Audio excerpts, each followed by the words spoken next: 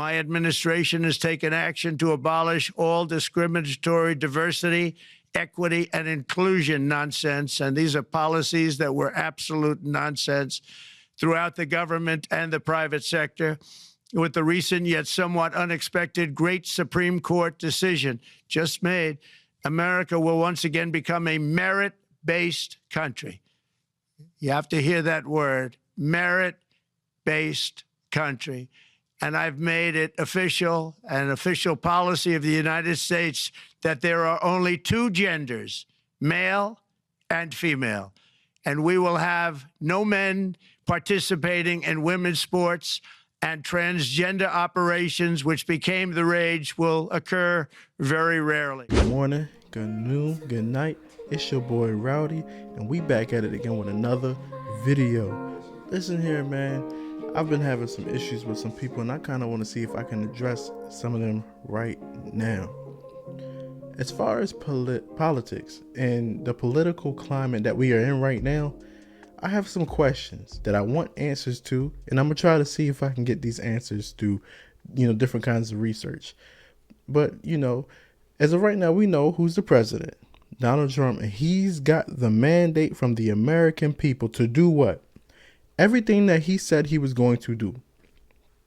Everything that he's doing now, deporting illegals, all of the executive orders he signed, get rid of DEI, and some of the other things, the economy. We wanted him to take care of the economy. We knew that Elon Musk was going to have something to do with this economy because they worked together and they talked and all of that. It was supposed to be Elon and Vivek, but Vivek, I believe they want him to get a little bit more political experience. So they're going to have him run for the governor of Ohio, if I'm not mistaken.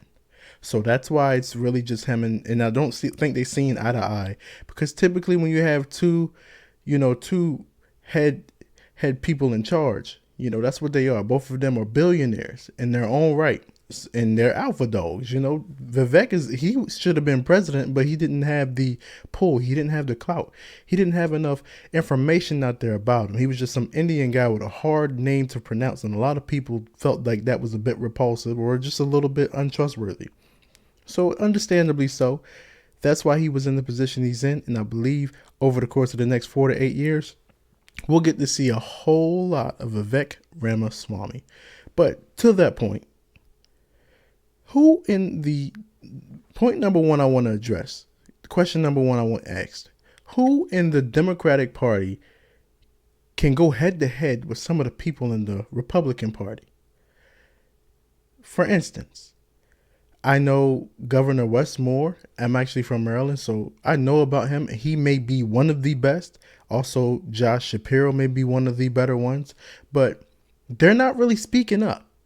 They don't have much to say. They did not have much to say during this election. We had all of these people who had these super duper far reaching and super progressive ideologies that were having the most to say. And the only thing that they seemed to be able to put was the deletion of a child. That's the only thing that they could push. Now, all of a sudden that Trump has all of these things that he wants to do. Oh, this is horrible. That is horrible. You knew what he wanted to do. Why didn't you guys combat that instead of calling him, who all of this time?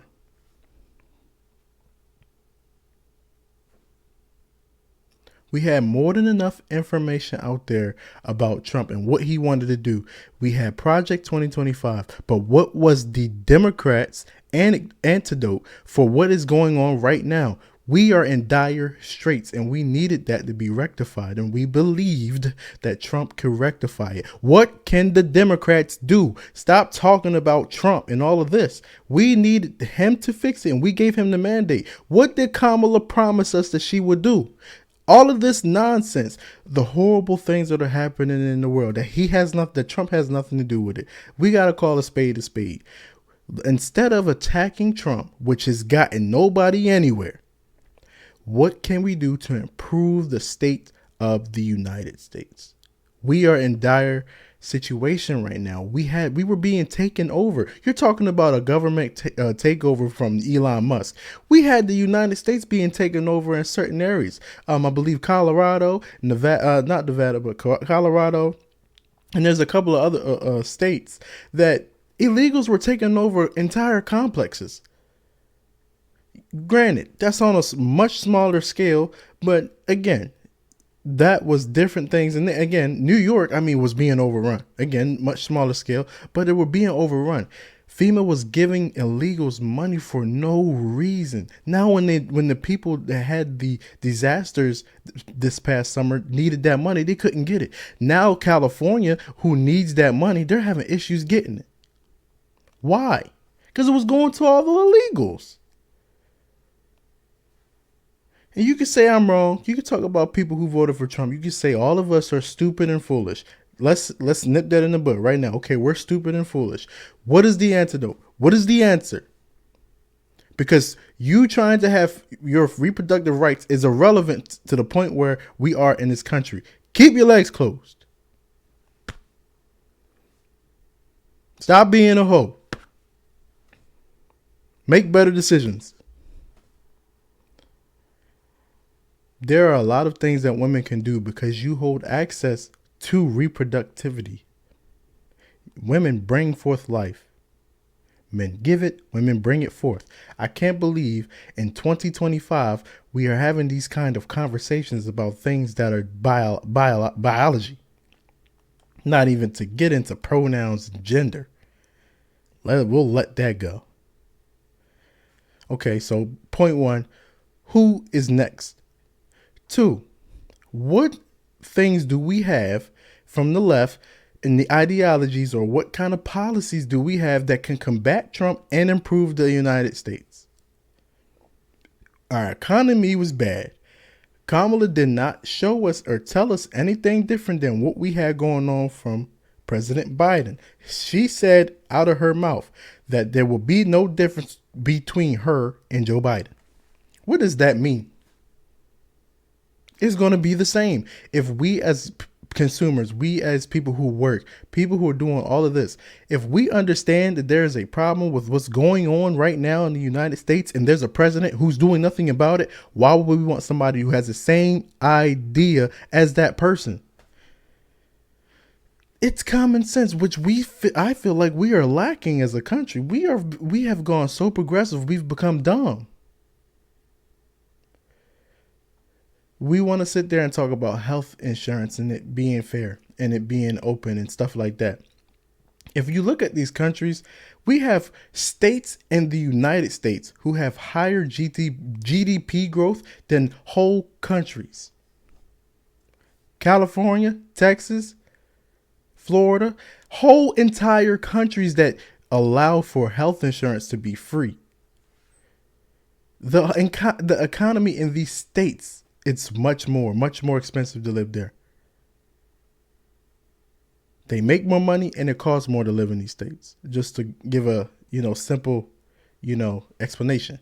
But to cry about certain things like the health insurance and reproductive rights and stuff like that, and even that is a state by state case.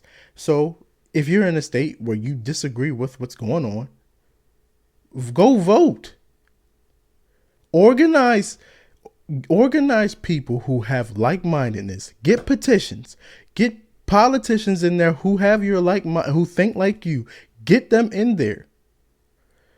All of this whining and complaining about what you do not have, most of the people that's crying from outside of this are crying from outside of the states that have these issues. You're in a state where you can do what you feel like you want.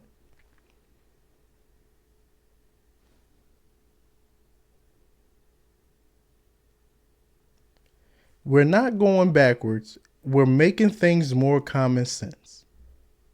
What policies do we have to combat the things that are going on right now? That's what I want.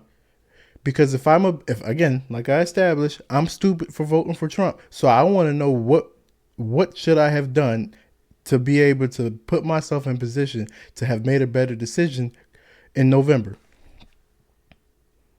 I don't think there's an answer for that.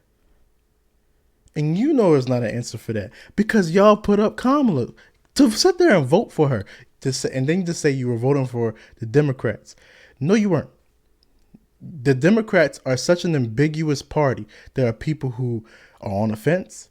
There are people who are liberal and then people that are super progressive, people who are moderate that wanted to vote left, it's so ambiguous, more so than the right.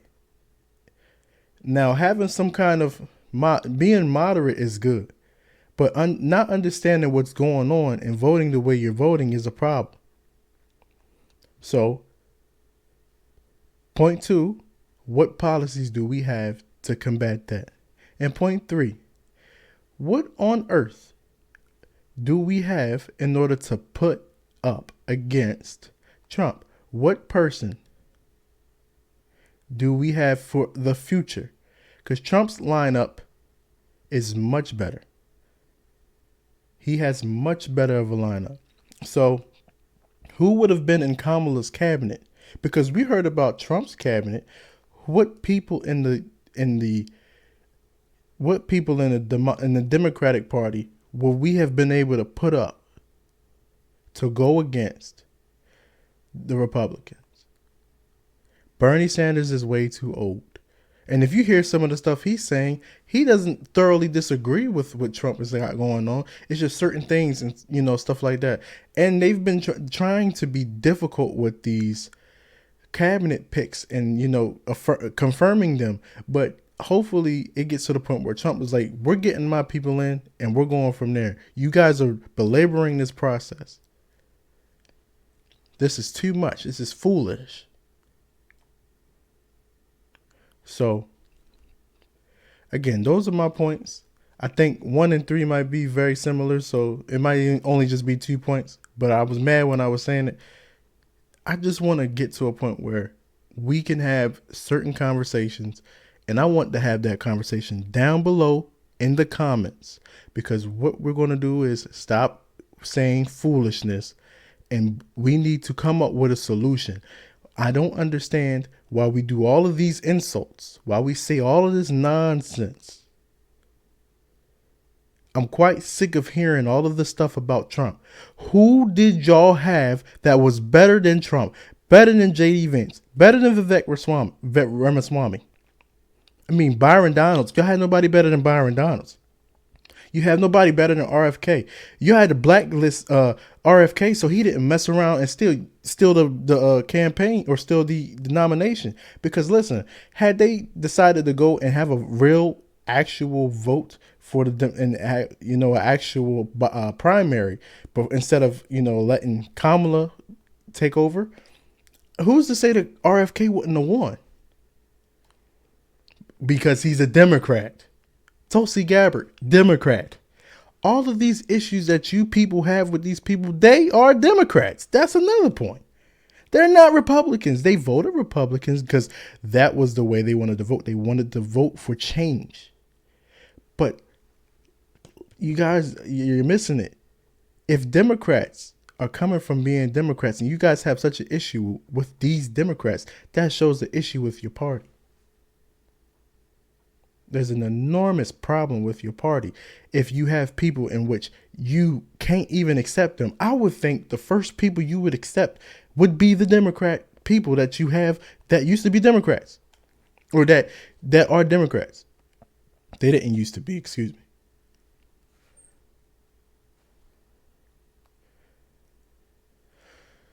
Listen, I'm at this point where I don't know anymore.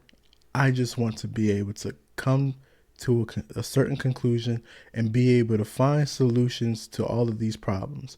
All right now we're doing is complaining, whining, fussing, BSing and moaning. That's not going to improve this at all.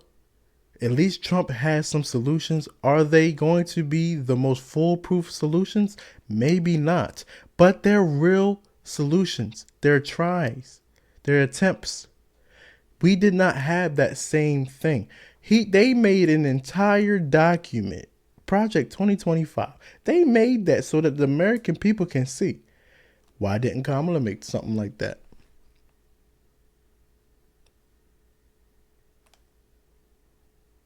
Why didn't the Democrats make something like that?